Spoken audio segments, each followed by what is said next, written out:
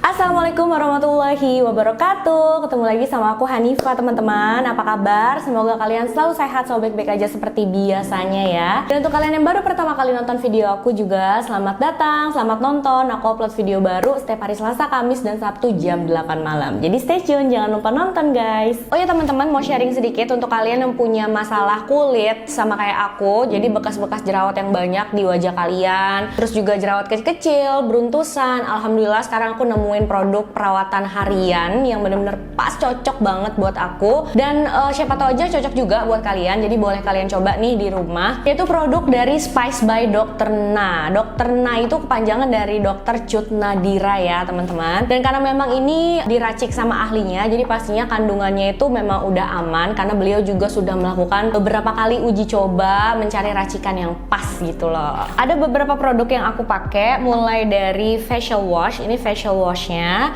terus ada serumnya juga. Ini gold serum with rose petal, sunscreen spraynya, dan juga gold peeling. Pertama-tama pastinya bersihin wajah dulu pakai facial wash Acne-nya. Ini cocok banget buat kalian yang suka beruntusan, ada bekas jerawat segala macam. Nah ini baunya tuh bener-bener alami banget teman-teman. Wanginya enak banget. Bersihin wajah dari debu dan kotoran juga oke banget, mengurangi minyak berlebih, dan pastinya mencerahkan kulit juga nih. Selanjutnya pakai gold serum with rose petalnya. Seperti namanya ya teman-teman, di dalam serum ini memang ada kandungan kelopak bunga mawar yang langsung didatengin dari Amerika. Dan juga aromanya itu ya, ini tuh aroma melati Bangkok yang pastinya seger banget dan mewah banget sih menurut aku. Fungsinya jangan ditanya, banyak dan bagus banget. Bisa mencegah penuaan dini kayak kerut halus dan juga flek hitam. Dan yang paling aku cari-cari adalah bisa menghilangkan bekas jerawat, bisa meredakan jerawat kecil-kecil, mencerahkan dan melembabkan kulit juga. Selanjutnya jangan lupa pakai sunscreen spraynya. Dan ini cara pakainya tuh mudah banget ya teman-teman. Tinggal disemprot-semprot aja terus kalian ratain. Pokoknya kalau habis pakai serumnya itu harus pakai ini. Sunscreennya itu mengandung SPF 30, jadi bisa melindungi kulit wajah kalian dari efek buruk sinar matahari. Dan untuk kalian yang di rumah aja juga bisa melindungi kulit kalian dari debu kotoran. Antioksidan, anti-inflamasi, dan kemasannya kalian bisa lihat sendiri ya, juga praktis banget. Jadi gampang lah kalau kalian mau bawa kemana-mana. Yang terakhir dan gak kalah penting adalah gold peelingnya teman-teman. Ini buat aku penting banget ya, karena kulit wajah kita itu kan pasti numpuk-numpuk kotoran jadi kulit mati. Nah ini untuk menghilangkan, mengangkat sel kulit mati kalian. Langsung mencerahkan kulit tanpa rasa sakit, bisa mencegah jerawat juga, ngencengin kulit. Nah pas lagi pakai gold peeling ini, kalian juga bisa sambil ngelakuin pijit anti tua. Aku juga lagi coba nih teman-teman. Jadi biar kulit wajah kita tuh makin kencang. Terus yang double chin kayak aku gini nih, itu bisa mengecil gitu loh. Nah gimana caranya? Untuk kalian yang mau tahu, langsung aja cek YouTube channelnya Dr. Cut Nadira. Nanti linknya aku taruh di kolom deskripsi. Jadi kalian bisa lihat kayak gimana cara pijitnya, bisa kalian ikutin di rumah. Semoga produk ini bisa membantu masalah kulit kalian. Dan memang tujuannya Dr. Cut Nadira ini katanya memang supaya wanita-wanita tuh tetap bisa percaya diri keluar rumah tanpa harus pakai makeup, karena kulit mereka tuh udah sehat gitu. Kulit kita memang harus dijaga dan pastinya harus pakai produk yang aman. Untuk kalian mau coba juga produk dari Spice by Dr. Na ini, bisa langsung kunjungin IG-nya. Link IG-nya juga udah aku taruh di kolom deskripsi guys. Jadi bisa kalian langsung klik dan lihat-lihat produknya. Salam sehat semuanya. Oke, masuk ke kasusnya guys. Kali ini aku bakalan membahas satu kasus yang penuh dengan misteri. Tapi untungnya semua misteri ini bisa terungkap di akhir cerita. Polisi nemuin hal yang sangat mengejutkan di dalam basement sebuah rumah. Nah, rumah ini ditempati oleh satu keluarga. Dan walaupun kasusnya itu emang tragis banget, tapi menurut aku ini kasus yang menarik juga. Karena bukti-bukti dalam kasus ini tuh bisa dibilang bukti-bukti favorit aku gitu ya. Karena memang bikin pelakunya udah nggak bisa ngelak lagi. Jadi kita juga nontonnya tuh puas. Nah kira-kira hal apa sih yang terjadi di dalam basement rumah keluarga satu ini? Langsung aja yuk kita bahas.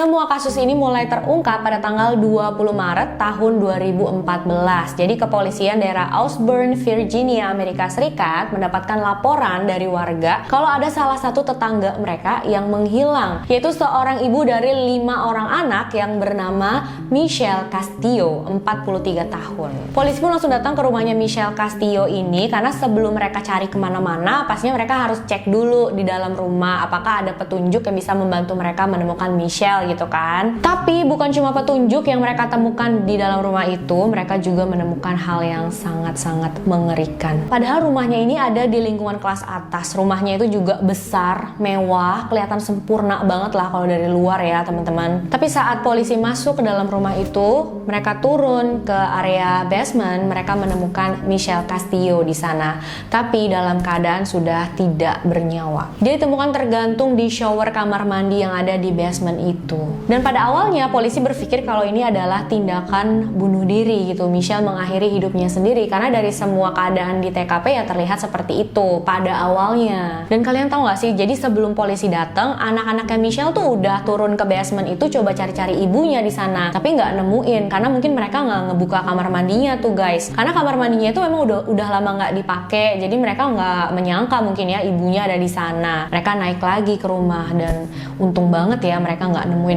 Bisa dibayangin kalau mereka nemuin ibunya dalam keadaan seperti itu, pasti trauma yang besar banget ya. Polisi pun mulai melakukan investigasi mereka dengan sangat teliti. Dan saat itulah mereka mulai menemukan hal aneh yang membuat mereka berpikir kalau ini bukanlah tindakan bunuh diri, tapi pembunuhan. Pertama, mereka menemukan Michelle sudah dalam keadaan tergantung di shower kamar mandi itu kan ya teman-teman. Tapi anehnya, rambutnya Michelle itu semuanya ke bagian depan gini loh, nutupin mukanya teman-teman. Jadi polisi tuh berpikir loh, kok tali ada di atas rambutnya Michelle gitu loh. Sedangkan kalau misalkan kayaknya nggak mungkin banget orang bunuh diri tuh pasti rambutnya dikebelakangin gitu kan, terus barulah dia masukin talinya. Ngapain juga rambutnya ditutupin ke mukanya? Menurut petugas ini aneh banget. Mereka udah banyak nanganin kasus-kasus orang bunuh diri dan nggak pernah nemuin yang seperti ini. Jadi menurut tim investigasi kelihatan banget ada seseorang yang mengatur tempat kejadian supaya kelihatannya seperti Michelle ini bunuh diri guys. Tapi siapa sih orang yang tega ngelakuin hal kayak gini sama seorang ibu dari 5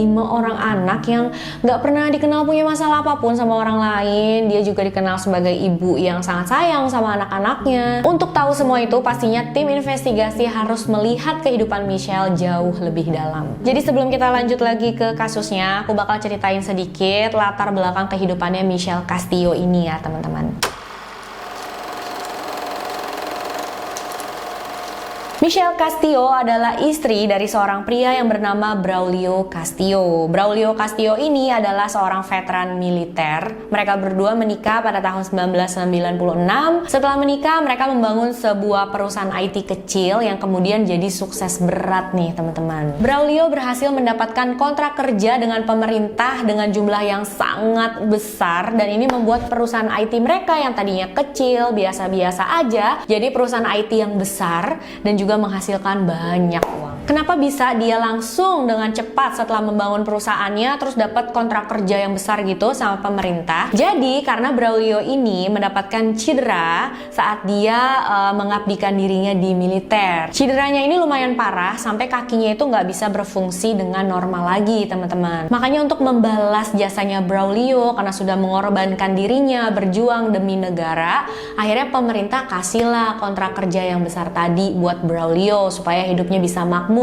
walaupun kakinya itu tidak berfungsi dengan normal lagi gitu ya, dia sudah punya kekurangan. Gak lama setelah itu Michelle dan Braulio mengadopsi 2 orang anak. Jadi memang anak pertama dan kedua mereka itu bukan anak kandung mereka ya teman-teman. Anak ketiga sampai kelimanya baru anak kandung mereka. Tapi Michelle kayaknya emang gak membeda-bedakan ya teman-teman. Dia sayang sama semua anaknya walaupun anak pertama dan keduanya itu adalah anak adopsinya, tapi dia tetap menyayangi mereka seperti anak kandungnya sendiri. Karena bisnisnya memang sukses banget, mereka sekeluarga akhirnya bisa membeli rumah yang mewah di lingkungan yang kelas atas juga. Harga rumah mereka itu mencapai 1,1 juta dolar guys. Pokoknya mereka hidup bergelimang harta deh. Mereka sekeluarga juga aktif di gereja lingkungannya. Braulio menjadi pelatih dalam tim olahraga anak-anaknya. Ya pokoknya mereka ini adalah keluarga yang dihormati dalam masyarakat. Mereka keluarga yang disukai, nggak pernah punya masalah macam-macam sih. Tapi pada tahun 2003 2013, rumah tangga mereka ditimpa masalah. Michelle mengajukan gugatan cerai kepada suaminya, Braulio Castillo. Sekaligus dia juga meminta pengadilan untuk melarang Braulio mendekati dia dan anak-anaknya. Karena menurut Michelle, suaminya itu mulai bersikap kasar dan aneh. Di antaranya ngunciin dia di dalam lemari kalau dia menolak melakukan hubungan intim, mendorong dan juga berbuat kasar kepada Michelle dan anak-anak mereka juga. Pengakuan ini bukan cuma dari Michelle aja, anak-anak mereka juga membenarkan tentang hal ini. Bahkan Michelle juga bilang suaminya itu berkali-kali mengancam ingin membunuh dia. Jadi ya serem banget. Pantes lah ya Michelle minta pengadilan untuk melarang Braulio deketin dia dan anak-anaknya. Michelle pun juga udah sempat bilang sama salah satu teman dekatnya, sama keluarganya, kalau misalkan ada apa-apa sama aku, itu pasti pelakunya suamiku ya, Braulio. Nggak mungkin orang lain, pasti dia. Kalian harus cari tahu ke dia. Karena itu pengadilan tidak mengizinkan Braulio untuk tinggal di dalam rumah itu lagi, guys. Sampai proses cerai mereka selesai, terus tuduhan dari Michelle ke Braulio ini juga sudah ditetapkan hasilnya kayak gimana. Harta gono gini mereka juga sudah ditetapkan hasilnya kayak apa. Nah, sampai semua itu selesai, ya si Braulio ini nggak boleh tinggal di dalam rumah itu. Jadi dia tinggal di rumah milik dia juga, nggak jauh dari sana. Nah, rumah itu ditempati sama Michelle dan keempat anaknya. Karena anaknya yang paling tua nih sudah kuliah, tinggalnya di asrama tempat kuliahnya. Keempat anak Michelle yang tinggal di rumah itu juga masih kecil-kecil ya, teman-teman. Yang paling tua itu baru berumur 11 tahun. Yang paling kecil bahkan baru 3 tahun. Di saat yang bersamaan, Braulio juga tersangkut kasus hukum lainnya nih, teman-teman. Kalian inget kan kenapa tadi Braulio bisa mendapatkan kontrak kerja dalam jumlah besar dengan pemerintah? Ternyata dia bohong. Cedera kakinya itu dia dapat bukan saat bertugas militer,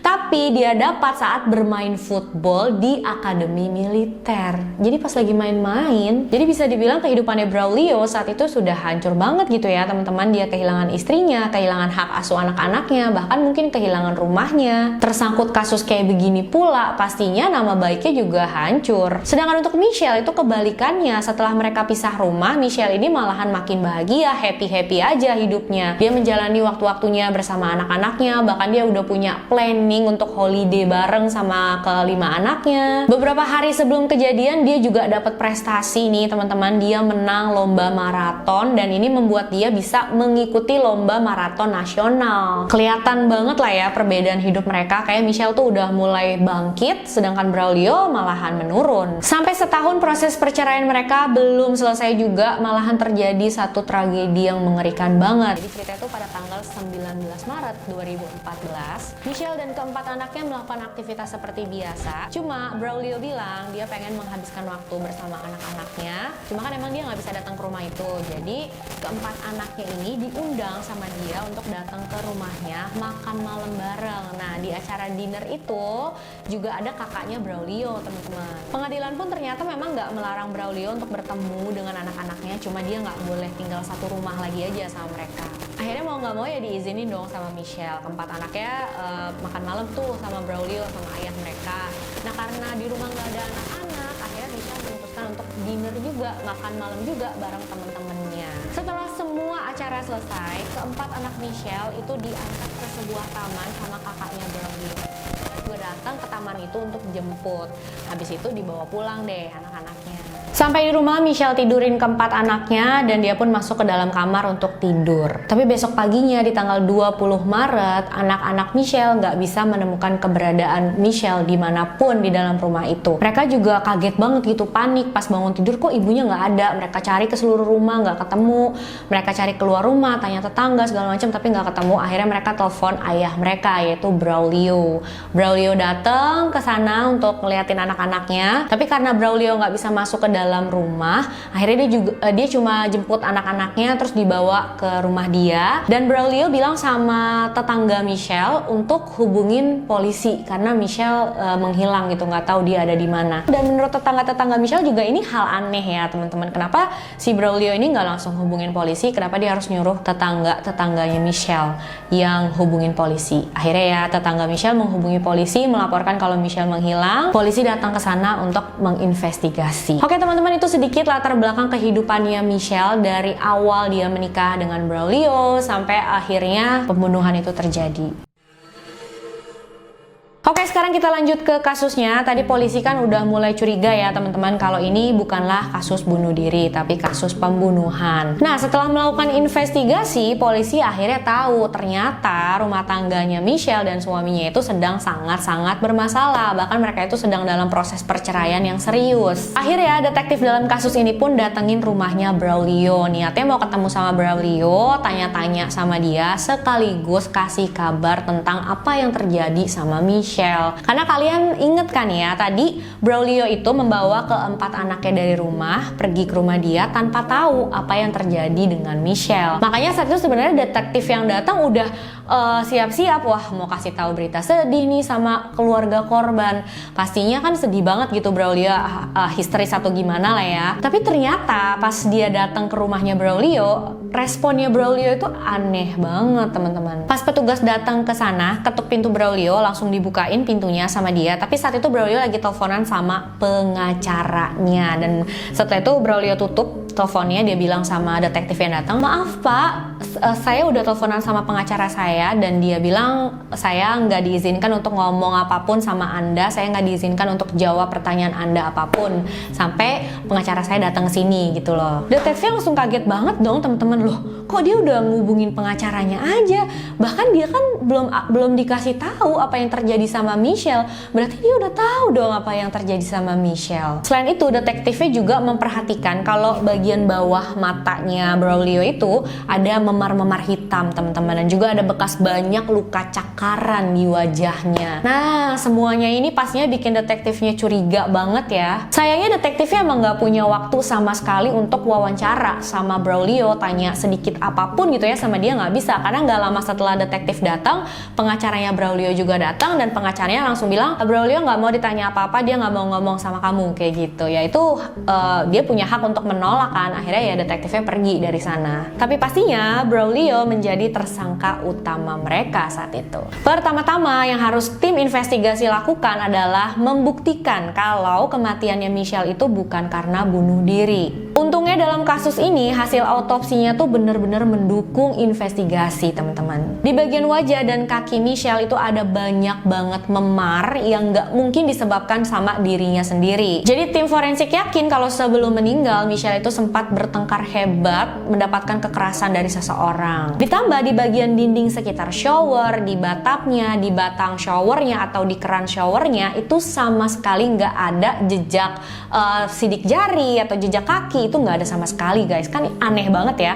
Sedangkan kalau emang Michelle bunuh diri di sana pasti kan dia nginjek batapnya dulu, itu ada jejak kakinya dong, atau pas dia lagi berdiri di sana dia mau ngambil tadi dia pasti pegangan ke tembok, tapi nggak ada sama sekali bekas-bekas itu. Ada bau pembersih yang juga masih sangat menyengat di sana, jadi tim investigasi yakin ada seseorang yang sudah membersihkan area tersebut. Bukan cuma itu aja, tim forensik juga menemukan beberapa noda darah. Yang pertama ada di baju Michelle yang dia pakai saat kejadian. Diambillah sampel darahnya itu, dikirim ke lab untuk diperiksa, dan ternyata polisi dapat petunjuk dari salah satu anak Michelle yang umurnya juga masih kecil teman-teman. Ini luar biasa banget sih ya. Jadi anak Michelle ini nyamperin polisi, dia bilang, "Pak, tadi pada saat aku cari-cari ibu di rumah, aku masuk ke dalam kamar ibu. Memang sih kamarnya itu bersih, tempat tidurnya juga bersih, kasurnya sudah dirapiin. Tapi kasurnya itu dirapiin nggak seperti ibu merapikan kasur. Biasanya ibu tuh nggak merapikan kasur seperti itu, Pak," kata anaknya. Akhirnya diperiksakan sama polisi kasurnya, dan benar aja mereka menemukan noda darah di salah satu sarung bantal yang ada di kasur itu. Sampel darahnya juga diambil sama polisi, dibawa ke lab, tapi butuh waktu beberapa minggu teman-teman sampai hasilnya keluar. Jadi sambil nunggu hasilnya, polisi menyelidiki lebih dalam lagi tentang latar belakangnya Braulio Castillo ini. Dan saat mereka periksa backgroundnya Braulio ini, mereka mengetahui tentang penipuan yang tadi Braulio lakukan kepada pemerintah ya. Dia pura-pura jadi korban perang, pura-pura jadi korban saat berjuang untuk negaranya, padahal dia cedera cuma gara-gara main football. Ini memang cuma penipuan, beda banget sama kasus pembunuhan ya teman-teman, tapi seenggaknya itu menunjukkan kalau Braulio Castillo itu memang ada jiwa kriminalnya lah gitu, ada riwayat kriminalnya. Nah masalah selanjutnya, pada malam kejadian semua pintu di rumah itu terkunci dari dalam, semua pintu dan jendela juga dipasangi alarm keamanan teman-teman, yang passwordnya itu cuma diketahui sama Michelle dan keempat anaknya. Jadi kalau misalkan ada yang membobol masuk, pasti alarmnya itu bakal bakalan berbunyi. Nah, kalau misalkan Braulio memang pelakunya, gimana caranya ya dia masuk ke dalam rumah? Mereka pun coba cari tahu, dan untungnya tetangga Michelle yang ada di seberang rumahnya itu pasang CCTV di depan rumahnya. Jadi CCTV-nya itu mengarah ke depan rumahnya Michelle gitu, teman-teman. Polisi langsung cek rekaman CCTV itu di hari kejadian. Michelle dan keempat anaknya sampai di rumah malam itu setelah selesai makan malam itu jam 8.19. Polisi amatin rekaman CCTV-nya setelah Michelle dan anak-anaknya sampai di rumah, itu nggak ada sama sekali orang yang menghampiri atau masuk ke dalam rumah Michelle, ke area rumah Michelle. Terus mereka berpikir, oh mungkin nih ya, jangan-jangan pelakunya itu datang sebelum Michelle dan keempat anaknya sampai di rumah. Akhirnya dilihat deh rekaman CCTV-nya sebelum jam 8.19 itu, dan bener aja setelah mereka cek 10 menit sebelum Michelle sampai di rumah, ternyata ada seseorang yang kelihatan masuk terburu-buru dan mengendap-endap ke dalam area rumahnya Michelle. Dikasih lihat tuh sama polisi rekaman CCTV tadi ke anak tertua Michelle yang bernama Nicholas ya teman-teman. Polisi nanya gitu kan, Nick, menurut kamu ini siapa? Dan Nicholas bilang, wah kalau dari cara jalannya itu kan ciri khas banget, ini ayahku, Braulio, katanya. Dia yakin banget kalau itu ayahnya. Ditambah ternyata hasil tes darah tadi sudah keluar, dan darah yang ada di baju Michelle pada saat kejadian dan juga di sarung bantal di kasurnya Michelle itu darah milik suaminya, Braulio Castillo. Nah, nggak bisa alasan apa-apa lagi dia, karena harusnya selama 1 tahun dia itu udah nggak pernah masuk dan nggak pernah berada di dalam rumah itu kan. Gimana caranya darahnya kok bisa ada di dalam sana? Kecuali dia adalah pelakunya. Langsunglah polisi tangkap Braulio Castillo atas tuduhan pembunuhan pada Michelle. Selama persidangan, Braulio tetap kekeh kalau dirinya itu nggak bersalah, padahal bukti-buktinya tuh udah banyak banget ya teman-teman. Tapi pada saat persidangan ada satu kesaksian lagi yang makin memberatkan Braulio. Anak mereka yang berumur 9 tahun saat persidangan itu maju sebagai saksi, dan dia ceritain kalau di malam kejadian ternyata selimut kesayangannya itu tertinggal di dalam kamar Michelle. Dan dia bilang di malam kejadian itu ayahnya, Braulio Castillo, mengantarkan selimut kesayangannya itu ke dalam kamarnya. Habis itu ayahnya langsung pergi lagi. Ditanya dong sama petugas, kok kamu bisa yakin banget kalau yang nganterin selimut ke kamar kamu itu adalah ayah kamu? Ya karena aku lihat mukanya dengan jelas, katanya. Jadi itu membuktikan kalau di malam kejadian Braulio itu memang ada dalam rumah ya teman-teman. Bahkan anaknya ini, anak mereka yang berumur 9 tahun ini, di pengadilan itu dia langsung nengok ke ayahnya dan dia bilang, ayah, aku tahu kamu ngelakuin ini sama ibu, aku tahu kamu pelakunya. Dan dia juga kasih satu informasi lagi yang penting banget juga nih teman-teman. Jadi menurut dia, Braulio beberapa hari sebelum kejadian, dia ngotot sama anaknya yang berumur 9 tahun ini untuk kasih tahu password keamanan di rumah Michelle itu apa. Jadi pada saat anak mereka lagi bersaksi ini memang momen-momen yang menyedihkan banget ya, karena dia harus bersaksi memberatkan ayahnya, melawan ayahnya, dan dia yakin kalau ayahnya yang sudah membunuh ibunya. Aduh, benar-benar berat banget untuk anak umur 9 tahun. Sampai di pengadilan itu dia ngomong sama ayahnya, ayah, aku tahu kamu yang ngelakuin ini, aku tahu kamu yang melakukan itu sama ibu, kamu memaksa aku untuk kasih password keamanan untuk kepentingan kamu sendiri, untuk keinginan kamu ini, kata anaknya. Jadi ya gak butuh waktu lama buat pengadilan memutuskan kalau Braulio Castillo bersalah atas tuduhan pembunuhan pada Michelle. Dia diberikan hukuman seumur hidup tanpa ada kesempatan untuk bebas bersyarat plus 16 tahun penjara. Jadi ya dia bakalan ada di dalam penjara sampai akhir hidupnya. Oh ya, untuk motif, ternyata kalau sampai Michelle ini meninggal dunia, Braulio akan mendapatkan uang asuransi jiwanya yang jumlahnya itu jutaan dolar, teman-teman. Jadi ini benar-benar motif yang besar banget ya. Dan pastinya dia juga bakalan dapat hak asuh anak-anak mereka. Untuk hukuman yang diberikan kepada Braulio tuh puas banget ya menurut aku. Dia dikasih hukuman seumur hidup, udah deh tuh biar dia mikir gitu ya di sana apa yang udah dia lakuin. Karena menurut aku ya ampun tega banget. Kelima anak mereka tuh jadi tumbuh besar tanpa orang tua, ibunya meninggal, ayahnya masuk penjara. Tapi pastinya anak-anak dan keluarga Michelle tuh senang juga karena Braulio diberikan hukuman yang sepantasnya. Walaupun itu ya nggak mungkin mengembalikan Michelle lagi ya teman-teman. Mudah-mudahan anak-anaknya Michelle tuh bisa menjalani hidup dengan lebih baik. Mereka nggak trauma dengan semua kejadian ini ya, karena kehilangan orang tua dengan cara seperti itu pasti berat banget ya. Oke teman-teman, itu cerita kali ini. Jangan lupa komen ya apa pendapat kalian tentang kasus ini. Aku pengen banget denger. Kasus yang menyedihkan banget. Makasih udah nonton videonya sampai akhir. Jangan lupa like, subscribe, dan share video ini sebanyak-banyaknya supaya aku makin semangat bikin videonya. Dan untuk kalian yang mau request juga boleh. Silahkan kirim DM ke Instagram aku, Hanifa Story 92. Sampai jumpa di video selanjutnya guys. Bye-bye.